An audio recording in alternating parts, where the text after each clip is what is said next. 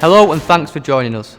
Today we're talking through our medium vibrating plate, sometimes referred to in the trade as a Wacker plate. Our flat-based medium vibrating plate is ideal for compacting heavy-duty building materials like hardcore, sand and cement. It has a low hand-down vibration design for extended and safe usage times. This vibrating plate is easy to manoeuvre and control. The base plate does not dig in when dragged or turned. As the larger sister product to our lightweight vibration plate, this model weighs approximately 84 kilograms and utilises a 4 horsepower petrol engine. This means you still get speeds of up to 20 meters per minute, plus the additional weight benefits. This item is easy to store and transport in the back of a large van or truck. It has lifting points to allow easier unloading and loading, but you may need a few people. If you'd like to find out more about our lightweight or electric alternatives, then you can visit our website, hss.com.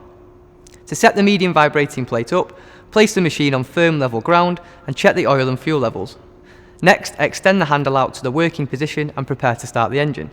The plates are fitted with an automatic clutch, so there should not be any vibrating action when the engine is left idle. To start, turn the engine switch on, open the fuel tap and apply the choke. You want the choke fully open if starting from cold and halfway if starting from warm. Position the throttle so that it is halfway open and the engine should start with a few quick pulls of the cord. If the plate begins to vibrate and wander, then reduce the amount of throttle. Finally, you need to fully open the throttle and control the unit using the handle. You'll then be operating with a compaction force of 16.5 kilonewtons. It would be best if you worked in straight lines, working from left to right and then top to bottom, overlapping as you go. If divots and dips appear, then refill and compact the affected area. When you are finished using the machine, shut off the throttle, turn the engine switch off, close the fuel tap and the choke. Let the machine fully cool down before attempting to move it.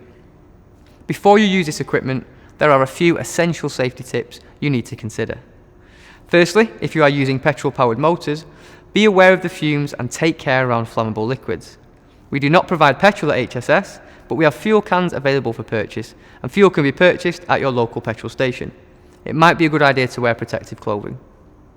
Next, be aware that the engine and exhaust can get very hot and shouldn't be touched until completely cooled down.